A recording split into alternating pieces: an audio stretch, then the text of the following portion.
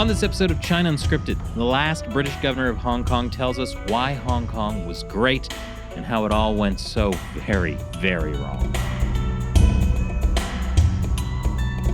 Welcome to China Unscripted. I'm Chris Chappell. I'm Shelley Zhang. And I'm Matt Ganeshta.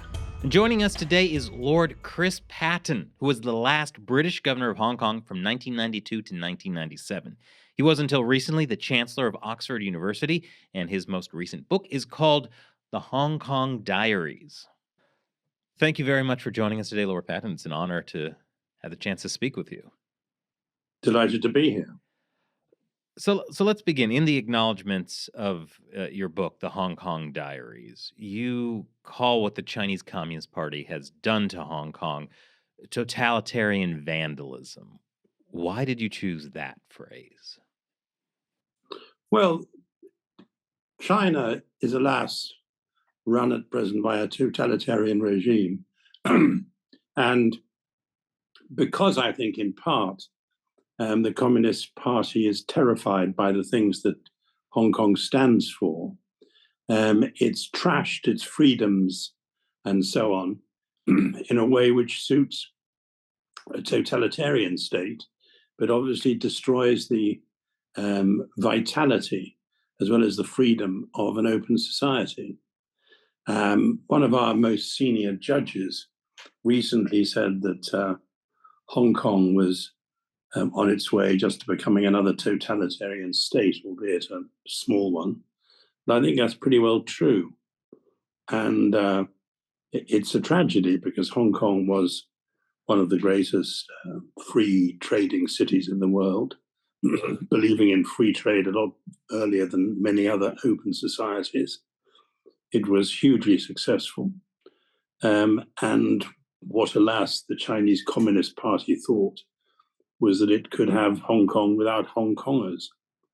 And that's why so many Hong Kongers have now left and gone into exile. And when you talk to them, what they say is very moving. They say, yes, they miss Hong Kong.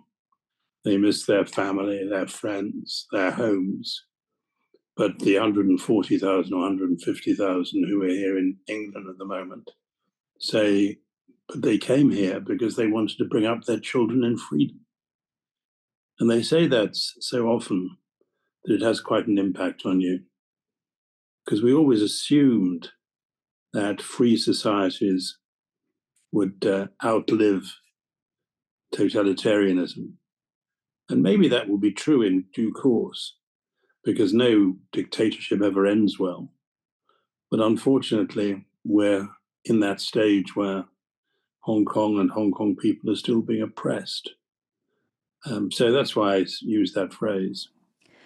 You know, when you look back at, the Sino-British Joint Declaration of 1984, when you look back at how Britain and China negotiated the handover of Hong Kong to China, do you think there could have been more done to try to preserve or protect Hong Kong's freedoms? Well, of course, it's something I've thought about a lot. And the problem in Hong Kong was fairly unique. To be fair, it was unique for China as well as the United Kingdom.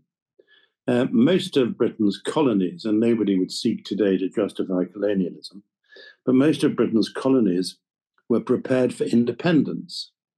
And you'd put in place a bicameral legislature, democratic elections, rule of law, judges with wigs in courts, all those things that are familiar to those of us who live in open societies. And then when it came to the moment of independence, you would light the blue touch paper and hope that the rocket would be blasted off into orbit as an autonomous state. But that was never the option for Hong Kong, because we'd only acquired part of it forever on a grant. But in terms of land, the largest part of it was on a lease, the 99-year lease. And it was pretty obvious that you couldn't run the island and the tip of the Kowloon Peninsula without the hinterland, which contained 7 very large cities. So we had to negotiate for the transfer of Hong Kong sovereignty to China, doing our best to bed down the freedoms in Hong Kong and to persuade the Chinese to let them be. And that was the basis of Deng Xiaoping's phrase, "one country, two systems." Actually, he probably designed it originally for Taiwan, but it clearly applied to Hong Kong. But then the question arose was whether the Chinese actually understood what the Hong Kong system was. Was it just allowing rich Chinese people to become richer? No. It was about a whole framework of freedoms that you and I would take for granted.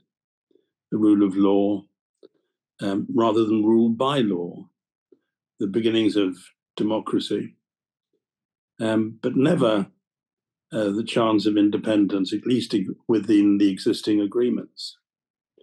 So the joint declaration was an attempt to put one country, two systems into a treaty form.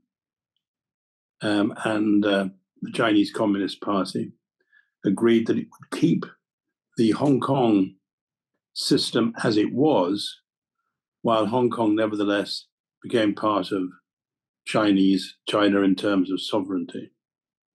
I think looking back, it may be that we should have spent more time explaining to the Chinese exactly what Hong Kong's system was. I remember after I'd become governor, going up to Beijing to meet my opposite number and saying that what was hugely important to Hong Kong's future was the rule of law. And he said, "But we have the rule of law." And I said, "No, you have rule by laws." And he said, "Well, what's the difference?" So I said, "I've just been in the British cabinet. I was a minister who was frequently challenged in court over planning decisions and so on.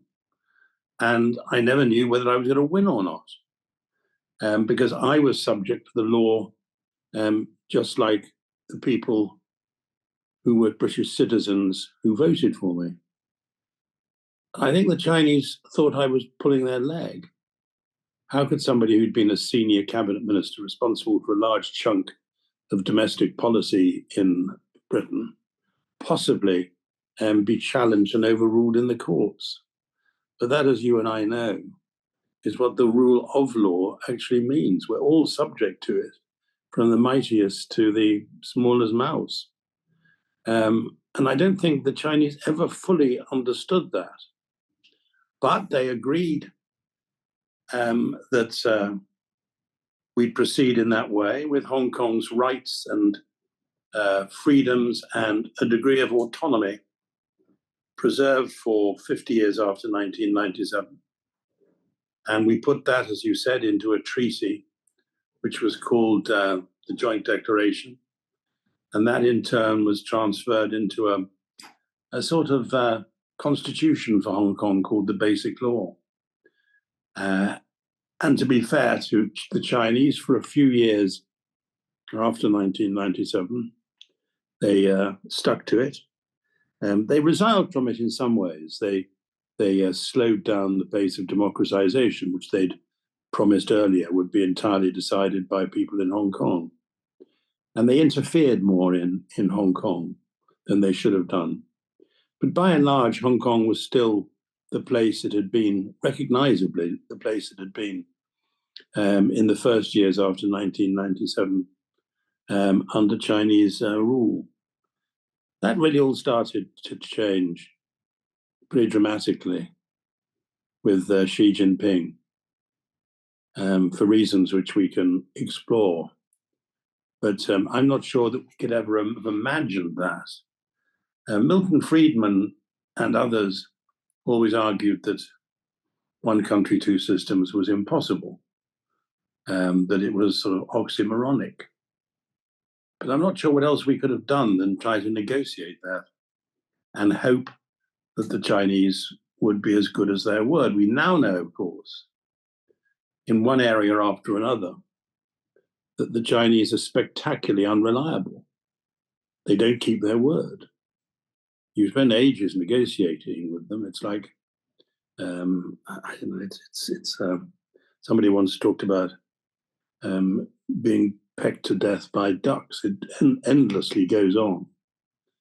And at the end of the day, you think, well, they've made such a fuss about negotiating it that they're bound to stick to it. And then they don't, whether you're talking about issues like trade or whether you're talking about issues today like global health. They flagrantly broke the international health regulations, which is one of the reasons why that pandemic took off so fast and affected so many people. So we'd seen, over the years, the Communist Party, since the handover in 97, we'd seen them pecking away at the terms of the joint declaration. It was much more obvious in 2020 when it happened all at once with the Hong Kong national security law. But why was Britain not able to enforce any consequences? Or maybe the question is, why were there no consequences in the joint declaration as part of those terms if the CCP were to violate that treaty? That's a very good point. Why wasn't there any arbitral procedure? And I think that was because it was probably at the time, I didn't negotiate it, but it probably thought it impossible to do. And that if the whole thing was enshrined in a treaty at the United Nations, that should be enough to make sure that it was guaranteed. And also, it used to be argued by some people in the UK that since we'd set Hong Kong on a course of democratization, the fact that people would have more say in their own future would itself be a break on China breaking its word. And I don't think, honestly, that we thought that China would break its word so vehemently and across the board. And I think one of the reasons why it did so in Hong Kong was pretty clear from the time that Xi Jinping became the dictator in China. Let's not mince words. When he was ascending to the senior post, he instructed the party cadres and the government cadres to engage, in his words, in an intense struggle against, and then they listed all the features of open societies, of democracies, of free societies: freedom of speech, freedom of assembly, parliamentary control, and so on. And when you looked at that list, it was a pretty good description of Hong Kong. And the Chinese obviously thought, or Xi Jinping obviously thought, that those aspects of freedom represented an existential threat to Chinese communist rule. Now, I'm going to say something now which some people don't believe. I was, until recently, the chancellor of Oxford University. I was there for 21 years. And quite early in my time, we had a visit from somebody who became head of, under Xi Jinping, of the anti-corruption party committee, and then eventually vice president. And he was an interesting man and a very, very clever man. He's, with Zhu Rongji, I think, the cleverest Chinese official I've met. And he'd been mayor in Beijing, and when he was coming through Britain, he was then the vice minister for economic affairs. And he was coming through Britain, and he'd had an organized for him trips to the British Olympic Stadium, and he'd seen enough Olympic stadiums to drive him insane, I should think, over the years. And he was taken to the Science Park in Oxford. And then we took him to the Ashmolean, where he was quite cross because the ambassador stopped him going and look at an exhibition we had Yashmaline is our main museum, of Cultural Revolution posters. And the ambassador was very nervous about him going to see that. But he was obviously a man of considerable artistic knowledge and tastes. And he wasn't so much interested in the Chinese artifacts. He seemed to be much more interested in the examples of the Italian Renaissance, including a famous painting of a hunting scene, which is always thought to be one of the greatest examples of perspective in early Renaissance painting. He went back to look at it 2 or 3 times. We then took him off to lunch with a lot of Chinese students and academics.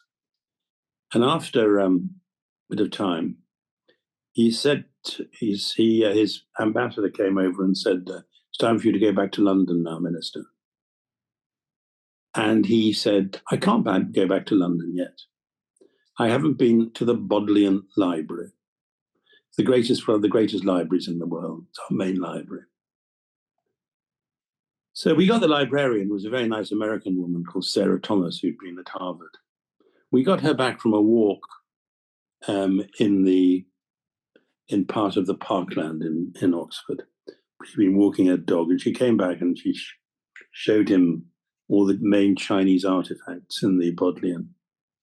And he was plainly disappointed because he thought that in the Bodleian Library, there was correspondence between the great French political philosopher, Alexis de Tocqueville, and an Oxford academic in the 19th century. Well, there was, but it wasn't in the Bodleian, it was in our college library. Nevertheless, we then, from that, discovered that he was passionately interested in de Tocqueville. And not because of de Tocqueville's book on democracy in America, but because of a book that I had to study at university when I did history, a book called the Ancien Régime and the French Revolution. It's a wonderful book. Why was he so passionately interested in it? Because de Tocqueville's main conclusions were that even though people in 18th century France were getting better off, it didn't make them easier to govern. Indeed, it made them more difficult to govern in some ways. And secondly, de Tocqueville's big conclusion was that authoritarian regimes were always at their most vulnerable and their weakest when they tried to reform. And de Tocqueville's book, Ancien Régime, suddenly sales of it in China spiked. It became bestseller. It was compulsory reading in the party school. And it obviously greatly affected not just him, and he was at the moderate end of the leadership, but other leaders as well. And I think when Xi Jinping became leader, they started to think that under Deng Xiaoping and Jiang Zemin and so on, that China wasn't turning into a multi-party democracy, but certainly things were freeing up. There was civil society. There was civil society which was arguing with the government and local government. And there were newspapers which attacked corruption in local government and in government as a whole. And I think they began to worry the leadership with around Xi Jinping that they were starting to lose control. It was personalized as well because there was a very charismatic Chinese leader called Bo Xilai, who tried to elbow his way into the leadership. And that, I think, spooked the leadership as well. But above all, I think that they began to feel that they were losing control, as I think they would say, east, west, south, and north. They'd been in control of everything before. And I think that was reflected in their attitudes to Hong Kong, because Hong Kong was plainly an example of the sort of freedoms which they were terrified by. So it's a long way of tying in Alexis de Tocqueville to the modern Chinese Communist Party. But I've always been convinced that that really did have an effect on some of the leadership. That perception of how vulnerable authoritarian states could be once they tried to reform. Oh, that's very interesting, especially in terms of what's happening today with the economy in China continually facing problems, and yet the decision is greater and greater party centralization and control over the private sector. Yeah, I mean, one of the things that people really should recognize about the Chinese Communist Party is that it seems to be incapable of reforming itself. And we're seeing that in the management of the economy today, with falling growth rate and increasing throttling of anything that's private sector, not least in high tech, because it plainly represents a threat to the sort of Leninist economics that Xi Jinping and others believe in. Uh, Going back to Hong Kong, I'm just curious, what was the feeling you had in the city in the lead up to the handover? Because the Sino-British Joint Declaration was made in 1984. You became governor in 1992. Was it there the sense that this was this impending doom that was coming, or that maybe they would stick to it, and 50 years later, the Communist Party would have reformed and changed, and things would work out? What was the feeling? Well, by and large, there was a degree of optimism, mainly because I think people thought, what the hell's the future unless we're optimistic? What punctured that a bit was the killings in Tiananmen Square in 1989. I happened to be there because I was at the time, because of the job I had in the British government, I was the vice chairman of the Asia Development Bank. And the Asia Development Bank was having an annual meeting in Beijing, at which the big issue was thought to be the seating of Taiwan for the first time in a board meeting. As it turned out, the big event was the student demonstrations. And you really had a sense that you were living in a revolution, that you were living during an extraordinary period of liberation. It's the most exciting time I've had in my life. I had to leave about 3 or 4 days before the shooting started and the tanks went in. But a friend of mine, who was one of the best journalists I've ever known, he wrote for The Observer, and he was a great China scholar. And his description of what happened was stomach-turning. He was standing with a group of students in the square, and they started hearing pop, pop, pop, pop, pop. And the student next to him said, "Don't worry, Grandpa." He said to my friend, "Don't worry, Grandpa. They're not using live rounds." At which point this kid fell into my friend's arms, blood coming out of a hole in the middle of his forehead.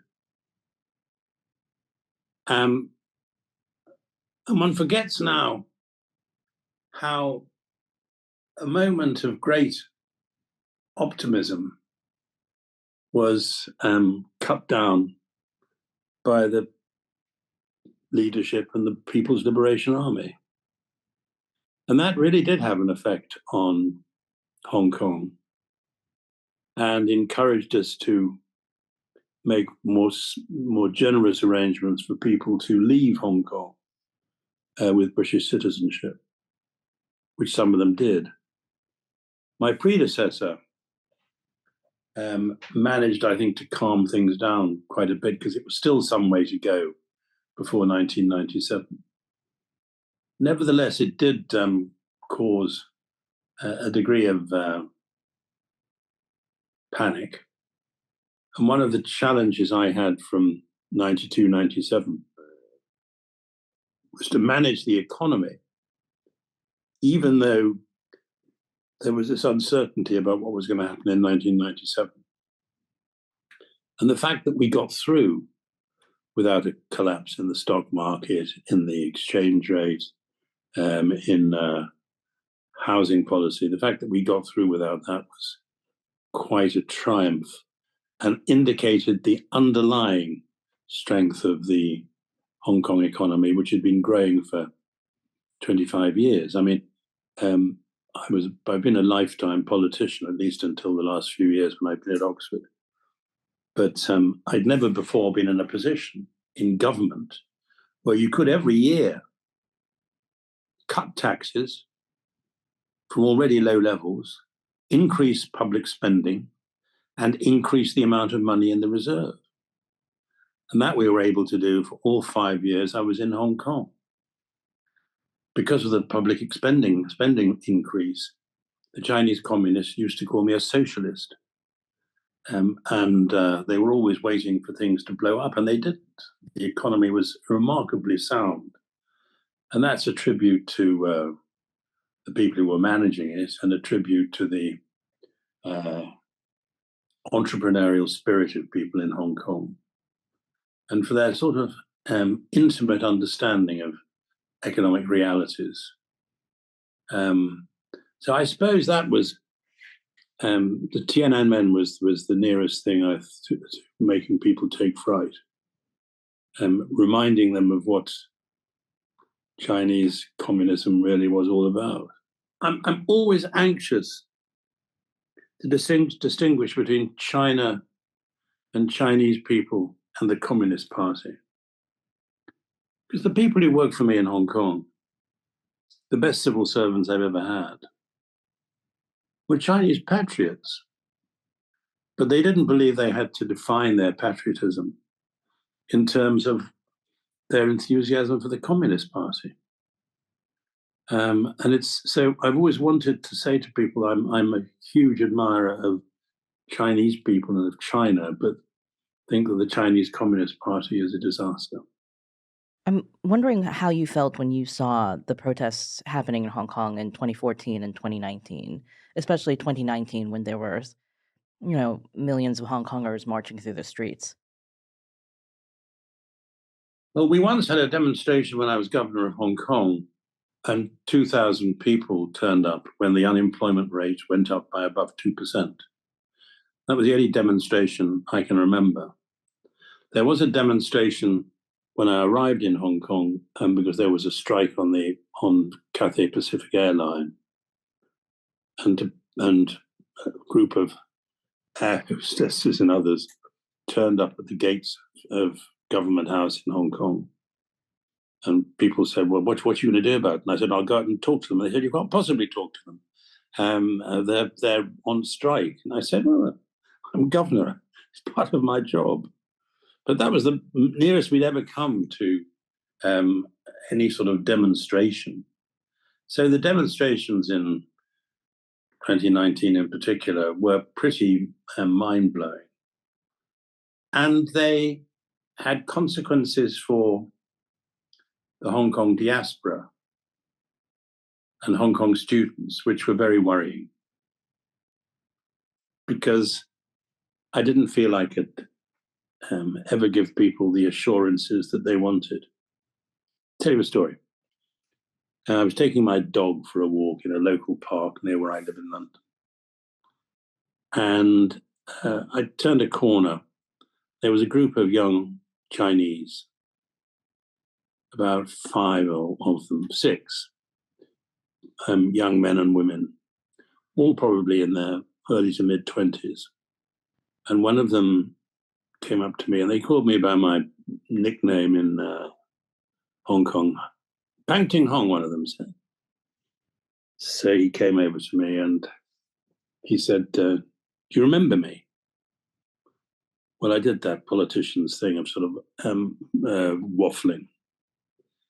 And he said, you don't, do you? In fact, he said, we got our photograph taken together when you spoke to about 400 or 500 Chinese students in Oxford.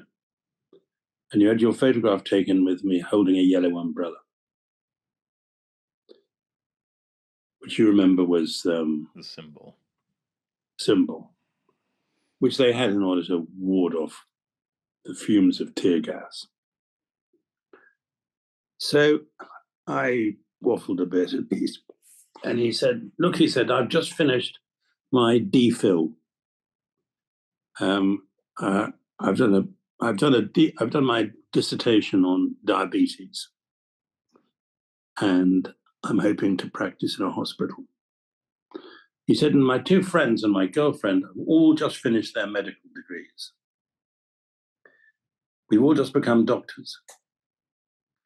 And he said to me, my girlfriend said to me, if we see Chris Patten, if we see the chancellor of the university, I want to ask him one question. So I said, well, go ahead. And she said, we've all finished our professional qualifications. Should we go back to Hong Kong?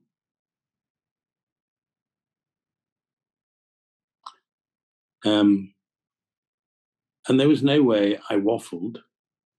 There was no way I could really answer that question.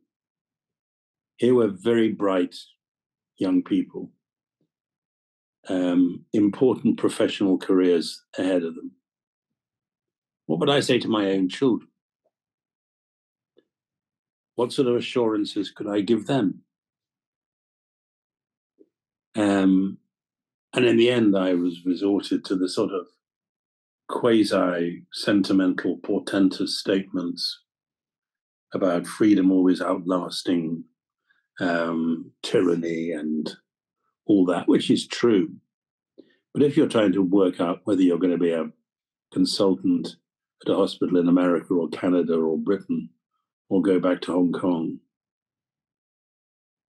So I've always had that real sense of concern that I can't give people whom I like inordinately and respect inordinately. I can't give the sort of assurances which I'd love to be able to give, because I'd be lying. So I hope one day I'll be able to say that with some optimism.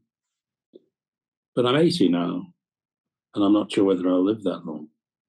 Don't want to sound morbid, but it's just a reality.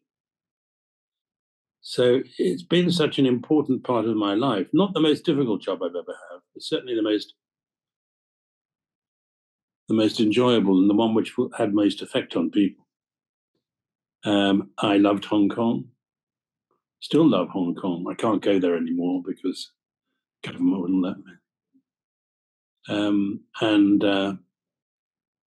I still see quite a lot of members of the Hong Kong diaspora in Britain. There's probably 150,000, pretty much, as I said earlier. And they're lovely and enthusiastic and ebullient. And went back to my old school recently, and the new chemistry master was from Hong Kong. I went to speak at one of my grandson's schools, and 3 teachers came up to me who were all from Hong Kong. And it's sad. I mean, it's good for Britain, but it's really sad to see the way a pretty brutal, authoritarian, totalitarian system can crush a free society. And what is also depressing is how some people who are still making money there manage to find excuses or for reasons for not belonging or not believing what's happening. There was a guy who was a friend of mine, he and his wife. He used to describe himself when I was in Hong Kong, very rich lawyer. He used to call himself the only member of the Labour Party paid up in Hong Kong. In other words, he wanted to be seen to be associated with moderate left-wing causes. He was a tremendous philanthropist, funded the jazz club, very good with other artistic endeavors in keeping them going. And we were having lunch, maybe it's 5 or 6 years ago, with him and another friend of mine, Jonathan Dimble, who wrote my biography. And he said, Jonathan said to me, why don't you tell him what you think is happening in Hong Kong? So I went through all the ways in which I thought the rule of law was being undermined. He's a lawyer, this guy. And he said, I didn't know about that. Mhm. And then we quickly changed the subject. But 5 minutes later, he said, I didn't tell you, did I? I've got the most wonderful new boat. And it made you realize that how loud money speaks. Yeah. Um, You know, there's part of your last diary entry in your book where you talk about, you know, the actual handover ceremony and everything that's going through it, and then you talk about. I was really struck by a part where you're sitting across the table, like with Prince Charles, Prime Minister, and then you have, you know, the Chinese Communist Party officials on the other side, and Jiang Zemin, who's the leader of the CCP at the time, and you describe them as clapped out old tyrants. And then you wonder, why do we allow ourselves to be bullied by these people? I mean, I think that's actually a good question for not just, well, you know. it's the question for now Yes. as well. Yes. Our foreign secretary in Britain has just set off. He's in Beijing already, and the new government is very keen to say that this isn't an attempt to reset of relations, but underlying it is all the old crap. Sorry, all the old rubbish about how you shouldn't say things to the Chinese which will question their own political narrative. And unless you go along with their political narrative, you can't do business and trade with them. It's all absolute hooey. But it still exists today. I mean, I was looking up the figures this morning. In the last 20 years, China has had with Britain a huge trade surplus. Today, the Chinese exports to Britain are almost twice the size of Britain's exports to China. And the Chinese investment altogether in Britain is worth about 0.3% of the total. And there are, I think, something like 9,000 or 7,000 jobs sustained by this. So the idea that they're crucial to our economy, and that in order to make sure that they do more to help us economically, you have to kowtow to them, is drivel. I mean, I refuse to accept that the Chinese Communist Party in world affairs has the mandate of heaven.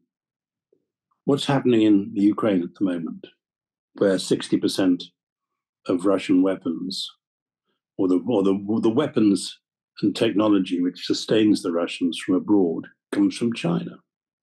How can we go on with the knowledge that Reuters published the other day? It obviously came from one of the security services, that the Russians have established in China a factory which manufactures high-level drones. How do we allow ourselves just to look a little concerned about that, but say, well, it's got to be business as usual? What is business as usual? Of course, we've got to try to find an arrangement for living alongside China. But business as usual? Our main security service is MI5 and MI6 and the Parliamentary Intelligence Committee. have all in the last year described China as a threat to Britain, as a threat to our national security and a threat to the security of our economy.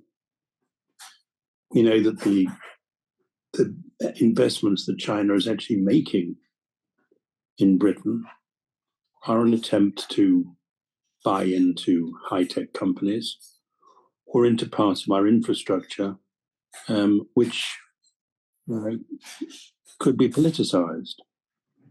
We know that one of the arguments against Chinese electric vehicles is that an electric vehicle is like a mobile computer, and you can find out where anybody's going. You can tap into phone calls and so on. So we know all those things about China, which is not a reason why we shouldn't try to do business with them, but it's a reason for doing business with our eyes open and for insisting that we can say what our concerns are. We don't have to cover up our concerns for fear of offending the Chinese. It's absolute rubbish. But it comes on, you go through cycles in politics with people, thinking that we have to kowtow to China, and then they become more realistic and they go back to the kowtow mode as well. And I just think it's sad that there are these delusions which still exist in politics, and they're very largely, of course, encouraged by parts of business and some of the consultancies who have large numbers of Chinese clients, and they want to offend them. You know what it's like. And it's a bit dispiriting from time to time, and a bit dispiriting from as well when you try to explain what your concerns are about universities. I mean, I am very keen on Hong Kong Chinese and mainland Chinese and Taiwanese Chinese coming to the university that I was chancellor of until recently. I think it's very good, provided that they have the same liberal educational experience as everybody else has, provided that some of them aren't persuaded by the Chinese embassy, which happens, to become narcs and to tell tales about other students, provided that when you do research collaboration with them, you are certain that it's not in association with the surveillance firms or with firms that are in the military security complex. So, I'm not against trying to deal with China, but I'm against trying to deal with China on the basis of the fact that you can never criticize, the fact that you can never call them out when they break their agreement, as they did over coronavirus, after having signed up to the international health regulations in 2006, which committed them to giving timely, transparent advice when there was a new illness, outbreak of a new illness, assuring the Australians. The then foreign minister is the same guy as his foreign minister today, Wang Yi. He was in Australia, assuring the Australians that yes, there was an outbreak of influenza in Wuhan, but it was manageable and not permissible and not transmissible. At the same time, the Chinese were buying hand over fist PPE equipment in America and Australia and so on. And when the Australians said they wanted a WHO investigation, the Chinese threatened to cut off all exports from Australia. Well, it was a threat because they actually needed the barley for beer and they needed the iron ore because it was cheaper than any other.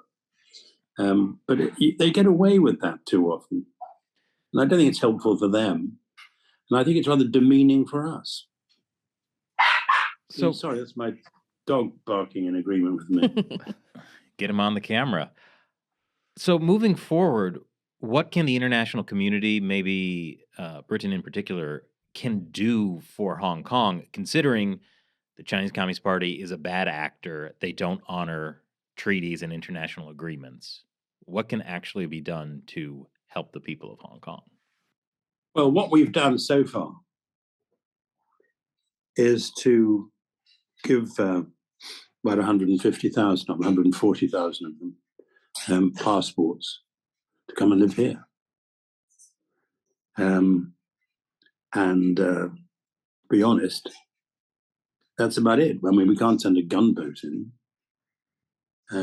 but we can point out to other people in other countries which purport to believe that the Chinese always keep their word, what happened with us and what has happened with the agreements they made with the WTO, the agreements they made with the World Health Organization. And one real concern, I think, is that when you look at climate change,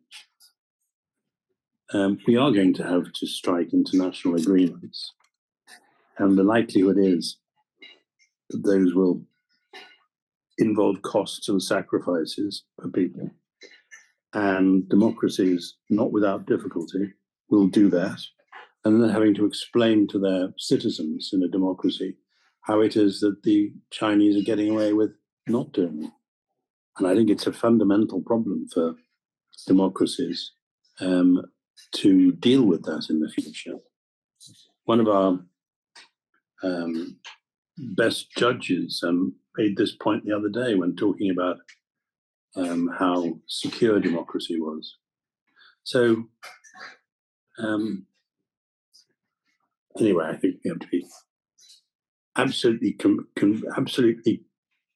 determined to go on expressing our own values, being prepared to fight for our own values. But one of the politicians I always most admired was Adlai Stevenson, who did everything right as a politician, except he lost too many elections. And he said, we have not only to fight for our values, but live up to them. And I'm not sure how good we are at the moment in living up to them. But I hope. Anyway, we've got a foreign secretary of Britain at the moment. I'm sure a perfectly nice man who's in China. When he was in opposition, he believed passionately in having an international agreement on whether or not what the Chinese were doing in Xinjiang against the Uyghurs was legally genocide. Anyway, he seemed to have given all that. Let's end on a positive note. Favorite memory of Hong Kong? I like that.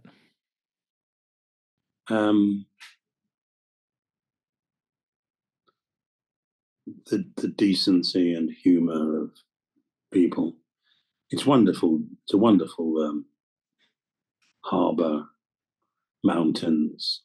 The countryside is, to people's surprise, dramatic and lovely. But above all, it's the enthusiasm. I mean, people created Hong Kong out of nothing. It was a harbor and nothing else. And the people who made Hong Kong were refugees. One of the stupidest things that the Chinese Communist Party did when they were screwing Hong Kong and rewriting the curriculum in schools was to say that Hong Kong had never been a colony. It had been occupied territory. What they never noted was that, yes, it had been occupied territory, but occupied by refugees from China,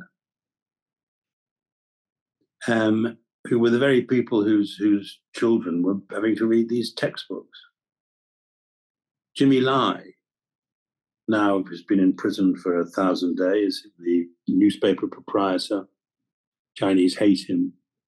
He'd stowed away from China during the Cultural Revolution, done spectacularly well in a safe haven, a British colony. Now he's been in prison for 1,000 days or more in solitary confinement for 23 hours and 10 minutes a day. He's a Catholic. They don't allow him to have communion. Just in another little vengeful twist. They can be very nasty. But I remember the courage and bravery and decency and charm and humor of the people who worked with me and for me. And certainly for me and for my family, the happiest time we've had in our life. So thank you, Hong Kong. And thank you for joining us today. This was an amazing experience to hear. Thank you very much indeed. Nice to talk to you. Wow, after that, I'm having all kinds of memories and feels from our time in Hong Kong. Yeah, and we were not there for 5 years, you know. Yeah. But But I think our time in Hong Kong spanned a very interesting period. And we Right. probably inhaled a lot more tear gas than he did. if the only protests he dealt with were some Cathay Pacific flight attendants and 2,000 people, yeah, I think so. Yeah. 2,000 is less than 2 million, which is what we had in 2019. But the 2 million were not shooting tear gas at us. Yeah. I was really struck by what he was talking about when he was in Beijing during Tiananmen, during the protests, which really lasted about 2 months of 1989 in the spring that year. Now, it felt like a revolution. And I feel like when we were in Hong Kong in 2014, it really felt like a revolution. You had students who occupied, it wasn't a square, but it was basically like the main thoroughfare that went through downtown Hong Kong. They'd set up like this mini city, and we, walked around and we talked to all these people, and they had like, food, and they had desks for students so they could do their studies while also protesting. And it was just this feeling, right? This feeling of there's this bright future ahead. Yeah, well, optimism. And I think a lot of the people in Hong Kong we talked to were discovering a type of civil society that they didn't feel like they'd always had. I think Lord Patten also mentioned this when he said that there was this stereotype that, people just want to make money. So a lot of Hong Kong people felt like they didn't have that civil society until they saw it more visibly with the 2014 umbrella movement. It was young people being inspired to actually partake in their country. Yeah, I mean, their I know. city. I remember we interviewed lots of teenagers, people in school uniforms. I also remember the guys in Mongkok who were like the big brothers of Mongkok, where they just came and they're like, "We're just here to protect the students." Oh, yeah. And yeah, it was the The guy. kids doing homework Yeah, in the middle of the protests. there was one guy who was a chef at a Chinese restaurant in Vancouver who flew home to Hong Kong Mm. after the protest started to help guard against the police or whatever. It was it was a incredible time. I mean, I think it's the same in 2019 in a lot of ways, except 2019 even felt even bigger Yeah. because you literally had 2 million people marching down the street. I don't think I'll ever forget what that felt like to stand on that overpass, right, and watch this Just like, endless yes, ways. like people kept coming and kept coming, yelling for Carrie Lam to resign, and 5 Yeah. demands, not one. It was just, I don't think it's it's unforgettable. Yeah. I mean, truly one of, if not the biggest single day protest in history. I mean, it's just yeah, I know some of you are going to fact check that, but it's one of the biggest, that's for sure. Yeah, what struck me, a slightly different topic, but what struck me from reading the Hong Kong Diaries, Chris Patten's book, was that he talks about, like, there were a couple of things that he tried to do while he was governor that got a lot of opposition from the Chinese Communist Party. One of them was this complicated, like, attempt to reform LegCo, the Legislative Council, so that essentially, it's too complicated to explain, but essentially what it would do is give suddenly millions of Hong Kongers the chance to elect some of the the representatives that were selected before by special interest groups in Hong Kong. And then the other thing he did was negotiations to set up the Court of Final Appeal, which is like the Hong Kong version of the Supreme Court or something like your last appeal, right? And how against both of these things the CCP was. And what was interesting though, it was like they called them things like sinner of 1,000 generations, and Oh, like there yeah. were all these like colorful serpent. Whore of the East, I believe. Yes, the tango dancer. Like they really. That one doesn't seem to fit. I don't know why. Whore of the East, serpent of 1,000 years, Tango dancer. But They also called him a socialist, as he pointed out. Yeah, really, really mixed messages. But what was interesting was that in his diaries, he documents not just having to deal with the opposition from the CCP, but having to deal with the opposition from within the British government, Hmm. and kind of these China experts in the Foreign Office who were like, oh, well, no, we have to keep our cooperative relationship with China. You can't go ruffling their feathers. We have to be able to still do business. Like, we need to trade with them. And I was just like, this is the same. It's like the same arguments that are still being brought up now. Like, oh, no, we cannot confront the CCP about the genocide in Xinjiang, or how they're, doing all these crazy carbon emissions, or no matter what it is. It's like, okay, we can't, the bullying in the South China Sea, But it has changed a lot, and I think Hong Kong played a role in that. One, just the CCP's open declaration that the Sino-British Joint Declaration was worthless as soon as it was handed over. Yeah, basically they're like, psych, never mind. But of course, it took them 20 some years to say that, right? Yeah. But still, the foreign secretary is going over to Beijing to negotiate whatever. Yeah. Yeah, but I think that's the thing. It's like back then, like back in the early 90s, maybe you could make some kind of argument that I mean, even then, it's like right after Tiananmen Tiananmen. Square, Yeah. right? Hey, maybe they'll reform. Right. Well, I mean, we talked to someone in 2016 when we were in Hong Kong who said that he believed it was likely that even after 50 years, the CCP would be unlikely to change the one country, two systems because they were going to see how well it continued to do for Hong Kong. And that turned out to, of course, not be right. But it actually for kind of a different reason. Like, it's not that the one country, two systems didn't work out for Hong Kong economically. It's that it didn't work out for Beijing politically. Yeah, and I think it was interesting to hear Chris Patten talk about, I don't think they ever understood what the second system was in one country, two systems, right? Yeah, like how is it having to explain the difference between rule of law and rule by law, and how they couldn't understand that, like, this guy who was so high up in the British government was still subjected to some other authority. Yeah, exactly. Well, if in the CCP system, the courts are just there to do what the CCP wants. And right? I think this has been the real challenge with many countries, many democratic free countries dealing with dictatorships around the world. We tend to just see them as like, they must be like us. And like, we can come to an agreement and figure out something that works, but they are fundamentally different. They see the world differently. They don't see the world in terms of like, oh, these, like, all of these people, they're people just like me.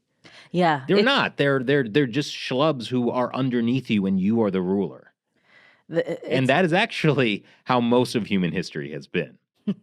Right. I mean, it's the difference between a leader who wants power for himself and one who wants to empower his people. And, out of 200 countries or so, there's mainly only like a couple dozen countries where the governments are actively trying to empower their own people. It's just not a very big percentage, unfortunately. Yeah, I think that I just keep thinking of Secretary of State Antony Blinken's speech, his first China speech, where he talks, he calls out the CCP for doing some things, and then No, he doesn't call it the CCP. he calls out the Chinese government because he won't talk about the Chinese Communist Party.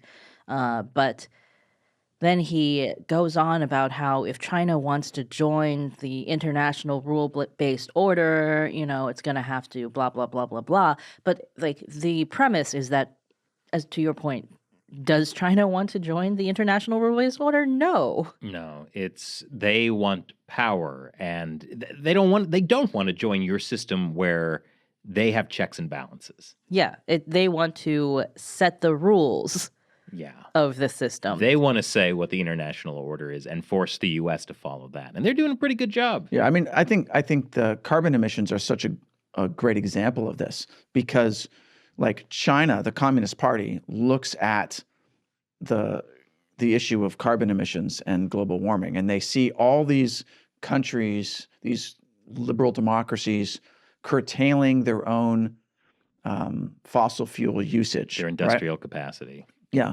getting rid of their industrial capacity to mitigate the carbon emissions. And the CCP is not like, oh, I want to join this rules-based international order. What do? They build more coal plants. They now emit more carbon than the rest of the developed world combined. And they're like, oh, manufacture stuff in China because it's cheaper. And of course, so many of these liberal democracies are just like happy to do that because somehow it's not like occurring to them that by getting cheap stuff made in China, it has the same global impact, actually a worse impact. But China's, their only goal here is to take advantage of this thing that liberal democracies consider very important for the future of humanity. And the CCP is just like, future of humanity doesn't even matter. Like, all that matters is that we can use this to our advantage to get more power and money. And in that case, they specifically joined the Paris Climate Accords, right? So that they could manipulate it so that they have an extra 30 years of, doing whatever they want before they have to start to curb their carbon emissions. Well, before they start to come up with excuses for why they need a further extension. Yeah, whatever it's going to be, kick the can it. down the road. But they basically got that, in the agreement. So they can be like, oh, yeah, we're abiding by the agreement. That gives us this giant loophole that we put in the agreement. Mm-hmm. Yeah. Yeah. And then, your point, and when that comes up, well, did they honor the Sino-British Joint Declaration? Will they honor this one? No, I mean, I think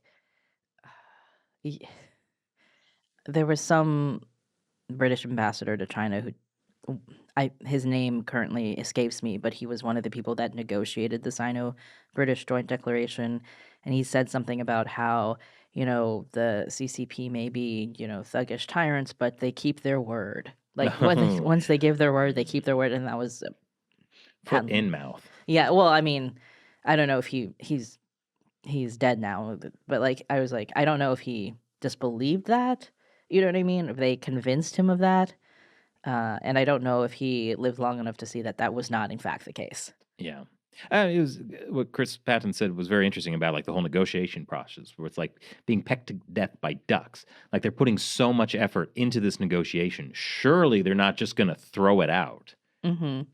Yeah, but you also don't know why they are doing that. Mm-hmm. It's possibly also to wear you down. Yes. Yeah. There are a lot of other reasons for them to go at it like that. The other thing that really jumped out to me in this interview was because this is a kind of propaganda tactic that's used a lot. Like Hong Kong was occupied territory. These evil colonialists. And as he said, well, what was it occupied by? Refugees escaping China's communist system. Yeah, that was definitely true in the 20th century. Yeah. Right. I mean, I think it's more clear now than it was 25 years ago that, the British, the legacy of the British system was what ensured it, especially the reforms that Lord Patten had made as governor, that ensured at least a few decades of liberal democracy in Hong Kong. Well, I mean, they weren't really allowed to vote, and the CCP kept taking away the I mean, yeah. chief executive. Right. Well, Because yes. they were supposed to do that. They were supposed to have that power. I forget when, but it was. I think it was supposed to be 2007 or 9. No, I think the Well- 2015 or something. Like it was. The No, prem- the no. premise It of- originally was earlier than that, and then they delayed it. You're talking And about. that was like being able for Hong Kong citizens to directly vote for the chief executive. Yes. Right. And so there was an earlier date sometime between 2000, 2010. I think it was closer to the 2010 side of things. I forget the exact date. They pushed it back. And then that was why the umbrella movement happened, is because it was getting up to that other deadline that they set. And then they were like, okay, yeah, you will, but you get to choose between 3 people we select. Hmm. And that was kind of the impetus of the umbrella movement. Like, no, that doesn't work. And so they were like, okay, we'll keep it the same system where you just don't get to choose. Yeah. Well, I mean, Negotiation. yes, basically. And now, 10 years later, it's substantially worse than simply not getting to choose your chief executive. Yeah. Oh, yeah. Yeah, I mean, there's no like pro-democracy parties anymore in Hong Kong, really. I mean, they're Anything would have to be very underground. well. I mean, I think like what's happened in the Legislative Council is that there may nominally be some people, but the most of the pro-democracy parties have had to disband, Yeah. and there will never be enough of an opposition to actually stop the CCP from doing whatever they Yeah. want in Hong Kong. Just to interject something real quick, Matt just said something about, like it's a lot clearer now than like 25 years ago. And the first thought in my head is, oh yeah, 25 years ago when they were signing the Sino-British Joint Declaration. Yes, because it is currently what 2000. 2000. Uh, That would make Yeah. it. It was 27 years ago when it 2009 was- right now. Wait, huh? No, he was thinking of the Sino-British Joint Declaration, which is 1984.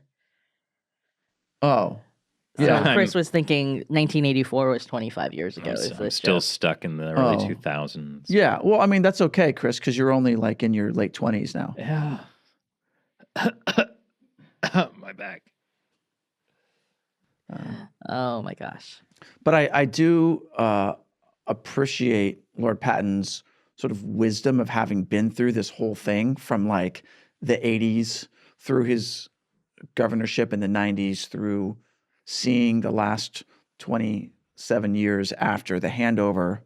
And like he just has this perspective, right? And, one thing that's great about his book, and you pointed this out, Shelley, earlier, is that he doesn't mince words. He's like, these like he basically says what he believes about the Communist Party, and I wish more people in government, especially currently in government, would have the courage to basically just say what they mean. I mean, I don't think he said this while he was governor of Hong Kong. Like these are his private diaries that he kept Right. and then didn't This is the publish. stuff you wish you could say out loud. Yes, he published it 2 years ago, so it wasn't like, Yeah.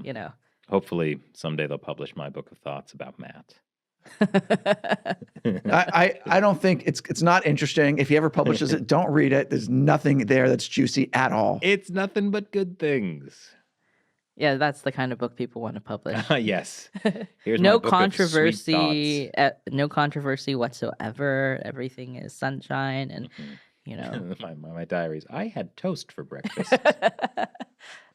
So yes, I really do recommend reading Chris Patten's The Hong Kong Diaries. They're more interesting than you would think diaries would be. It's not just I had toast and a cuppa. Yes, that's true. That is not what they talk about. I like your stereotype of all British people. Sometimes stereotypes are based on truth. Yeah, but a lot of British people have bangers and mash. For breakfast? Yes, No. Chris. Anyway, hey, Thank you for watching. Once again, I'm Chris Chappell. I'm Shelley Chong. And I'm Matt Ganesta. We'll talk to you next time.